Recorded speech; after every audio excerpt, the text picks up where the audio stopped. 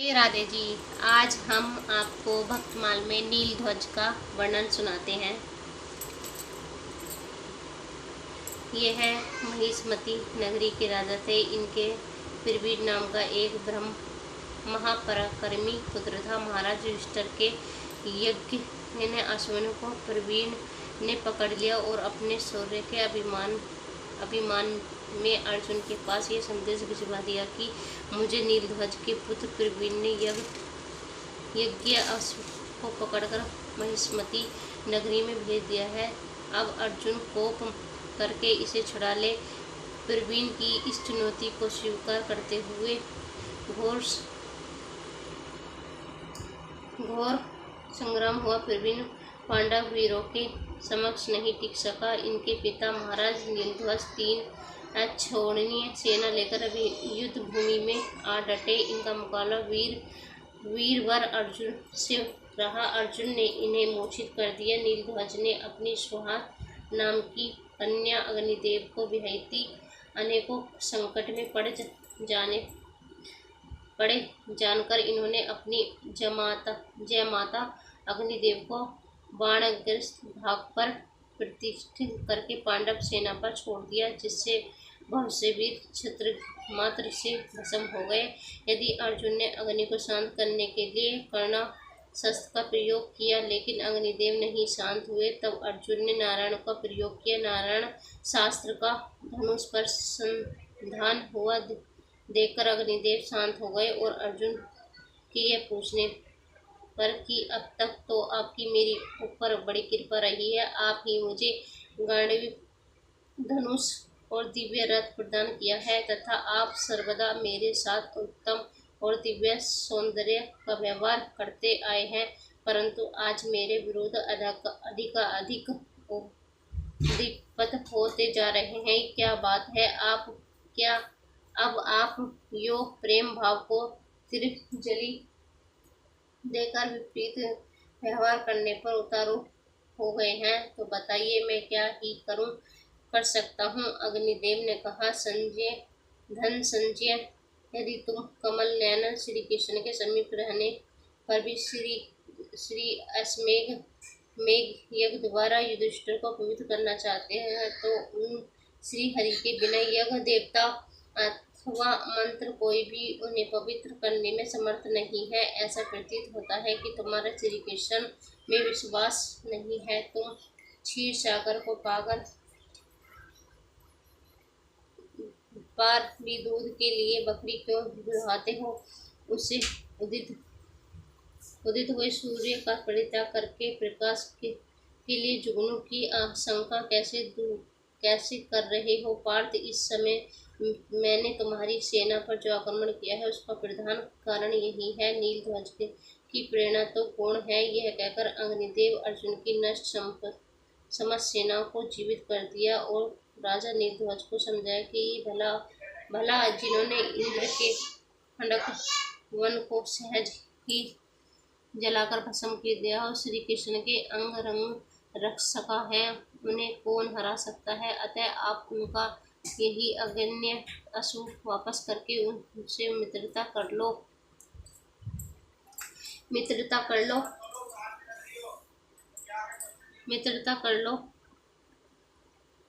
जिससे आपका कल्याण हो सकेगा। राजा नीलध्वज ने ऐसा ही किया और अर्जुन से बोले, महाबाहु पार्थ, मैं आपका कौन सा प्रिय कार्य करूं?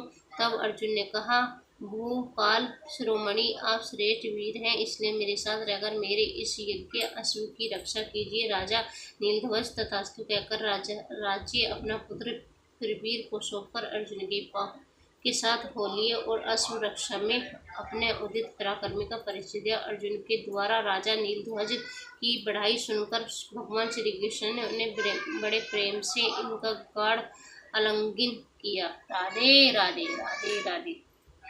भक्त मयूर ध्वज एवं ताम्रध्वज। द्वापर के अंत में रत्नापुर के अधिपति महाराज मयूरध्वज एक बहुत बड़े धर्मात्मा तथा भगवत भक्त संत हो गए हैं। इनकी धर्मशीलता,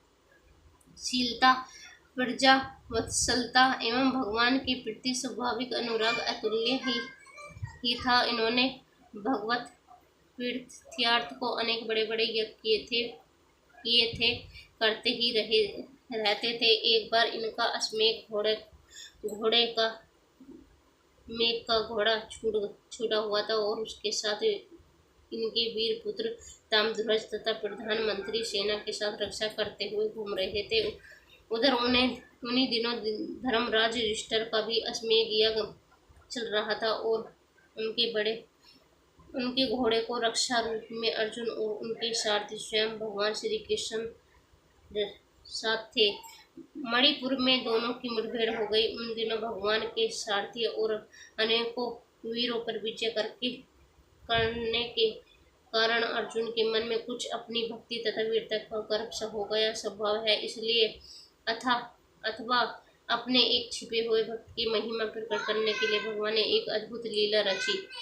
परिणाम में युद्ध में श्री कृष्ण की बल पर मयूरध्वज के पुत्र ताम्रध्वज विजय प्राप्त की और श्री कृष्ण तथा अर्जुन दोनों को मूर्छित करके वे घोड़े को अपने पिता के पास ले गए। पिता के पूछने पर मंत्री ने बड़ी प्रसन्नता से सारा समाचार सुना, किंतु सब कुछ सुनने के पश्चात मयूरध्वज ने बड़ा खेद किया। उन्होंने कहा, तुमने बुद्धिमान का काम नहीं किया। श्री कृष्ण को छोड़कर घोड़े को पकड़ लेना यह पूरा करना अपना उद्देश्य नहीं है। तुम मेरे मित्र नहीं, पुत्र नहीं, बल्कि शत्रु हो, जो भगवान के दर्शन पाकर भी उन्हें छोड़ कर चला आए। इसके बाद वे बहुत पछतावा करने लगे। उधर जब अर्जुन की मूर्छा टूटी तब उन्होंने श्री कृष्ण से घोड़े के लिए बड़ी व्यवस्था प्रकट की। भगवान अपनी भक्ति की महिमा दिखाने के लिए स्वयं ब्राह्मण बने और अर्जुन को अपना शिष्य बनाया। तब दोनों मयूरध्वज की यज्ञशाला में उपस्थित हुए। इनके तेज और फिर भाव को देखकर मयूरध्वज अपना आसन उठाकर नमस्कार करने ही थे कि इन्होंने पहले ही शास्त्रीय कहकर आशीर्वाद दिया। मयूरध्वज ने इनके इस कर्म को अनुचित बतलाते हुए इन्हें नमस्कार किया और स्वागत सत्कार करके अपना योग्य सेवा पूछी। ब्राह्मण वेशधारी भगवान ने अपनी इच्छा वस्तु लेने की प्रतिज्ञा कराकर बताया, मैं अपने पुत्र के साथ इधर आ रहा था कि मार्ग में एक सिंह मिला और उसने मेरे पुत्र को खाना चाहा। मैंने पुत्र के बदले अपने को देना चाहा पर उसने स्वीकार नहीं किया। बहुत अन्याय विनय करने पर उसने यह स्वीकार किया कि राजा मयूरध्वज पूर्ण प्रसन्नता के साथ ही अपने स्त्री और पुरुष के द्वारा अपना आधा शरीर को और से चिरवाकर मुझे दे तो मैं तुम्हारे पुत्र को छोड़ सकता हूँ। राजा ने बड़ी प्रसन्नता से यह बात स्वीकार कर ली। उन्होंने ऐसा मालूम हुआ कि इस वेश में भगवान स्वयं ही मेरे सामने उपस्थित है। यह बात सुनते ही संपूर्ण सदस्य में हलचल मच गई। साध्वी रानी ने अपने को उनका आधा शरीर बताकर देना चाहा पर भगवान ने दाहिना अंग की आवश्यकता बतलाई। पुत्र ने भी अपने को पिता की मूर्ति बताकर सिंह का ग्रास बनने की इच्छा प्रकट की, पर भगवान ने इनके द्वारा चीरे जाने की बात कहकर उनकी प्रार्थना भी अस्वीकार कर दी। अंत में दो खंबे गाड़कर उनके बीच में हंसते हुए और उच्च स्वर से भगवान के गोविंद, मुकुंद, माधव आदि मधुर नामों का स्वर उच्चारण करते हुए मयूरध्वज बैठ गए और उनकी स्त्री पुत्र आरा लेकर उनके सिर को चीरने लगी। सदस्य ने आपत्ति करने का भाव प्रकट किया, परंतु महाराज ने यह कहकर कि जो मुझसे प्रेम करता है, मेरा भला चाहता है, वे ऐसी बात न सोचे, सबको मना कर दिया। और जब उनका शरीर चीरा जाने लगा तब उनकी बाईं आंख से आंसू की कुछ बूंदें निकल पड़ी, जिसे देखकर ब्रह्म देवता बिगड़ गए और ये कहकर चल पड़े कि दुख से दी हुई वस्तु मैं नहीं लेता। फिर अपनी स्त्री की प्रार्थना से मयूरध्वज ने उन ब्राह्मण देवता को बुलाकर बड़ा आग्रह किया और समझाया कि भगवान, आंसू निकलने का यह भाव नहीं है कि मेरा शरीर काटा जा रहा है, बल्कि बाईं आंख से आंसू निकलने का यही भाव है कि ब्राह्मणों के काम आकर दाहिना अंग तो सफल हो रहा है, परंतु बायां अंग किसी के काम का न आया। बायां अंग के खेद का यही कारण है।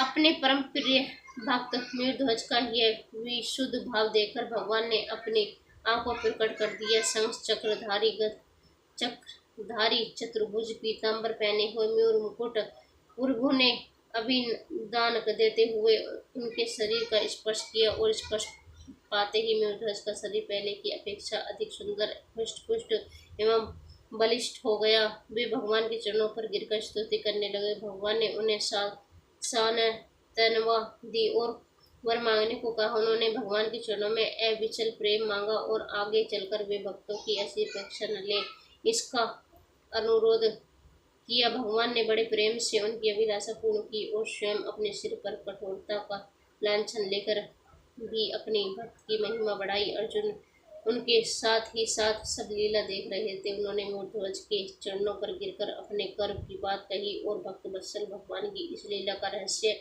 अपने घमंड को चूर करना बतलाया। अंत में 3 दिन तक उनका आतिथ्य स्वीकार करने के पश्चात घोड़ा लेकर वे दोनों चले और मयूरध्वज ने अंतर भगवान के प्रेम में छल के रहने लगे। राधे राधे। फिर वो आप सभी को हमारी वीडियो कैसी लगी कमेंट में जरूर पढ़ना और ये जरूर पढ़ना एक बार, आपको बहुत पसंद आएगी। राधे राधे।